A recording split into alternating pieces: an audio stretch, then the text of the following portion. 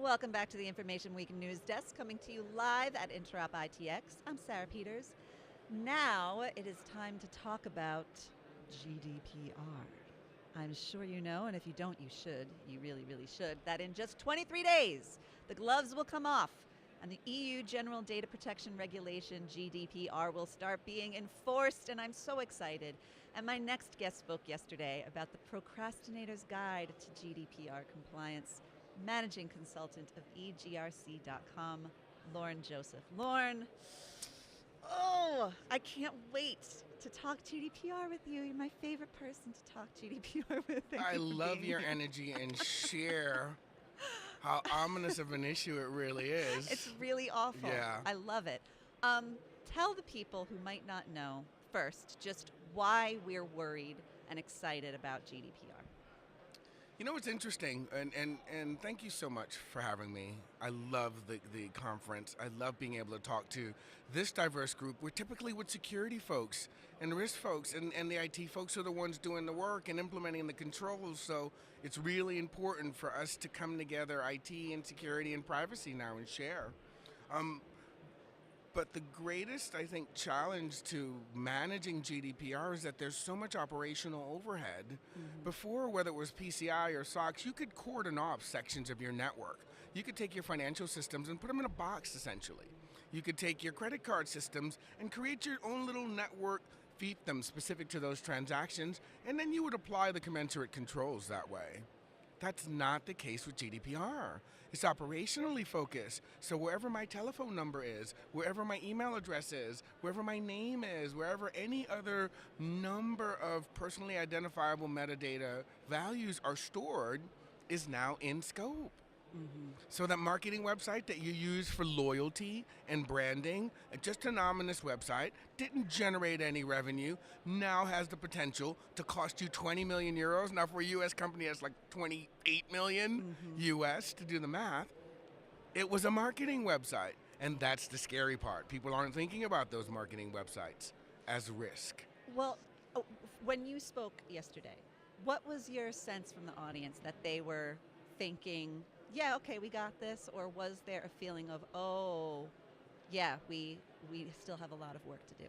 So I had to send a text last night because I had a very unique experience. I've presented at a number of venues and organizations, and this one was really odd. The after party, I had a whole host of really happy people come up to me afterwards, and I guess in their heightened state of pleasure, I got hugs. It was really kind of interesting because what they said was, you said a lot, but I could repeat some of it. So thanks for giving me, that next level of awareness of what I need to tell my management is not, out of scope.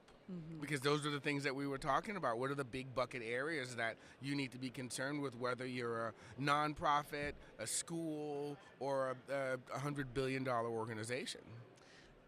Now, I know that none of us really know how big of a deal it's going to be until we see enforcement actions. Yeah. But as you mentioned, the punishments for noncompliance with GDPR could be up to 4% of your Annual turnover. global annual turnover. Holy cow. Or 20 million euros.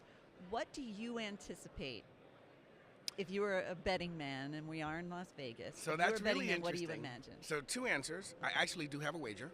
Oh. And I'll disclose. Ooh. My wager on the table is that we'll see some kind of enforcement action before the 4th of July. Wow. Yeah. Okay. And I'm going to base that largely on the commissioners kind of telegraphing in January and February that, hey, Meltdown, Inspector, and all these things, don't sit on your laurels now and think that we're not going to get you come enforcement day. Any ideas about what kind of organizations might be most at risk? And when I say what kind of organizations, I mean what nations might be most at risk? What kind of vertical industries might be most at risk, or what? So it's funny because when it comes to privacy, the EU has a very spotty enforcement regime. So historically, they've had great policies, but they never really, the DPAs at the country level never really got it together, and that was what necessitated the rewrite. GDPR was born because the Protection Act didn't have a cohesive execution strategy. So now what we find is they're trying to do top down and bottom up at the same time. And it's scary because Italy just released changes last week. So the Italian government's already saying, hey, we know this is what the EU says, but in these specific areas like consent, like meaningful or lawful use, they had additional guidance that they wanted folks to consider. And this is what I was talking about in the presentation yesterday. You have to consider things like regulatory change management now. How are you managing changes to regulations? Because this one regulation spiders to all of its member states, and those nuances each could represent penalties.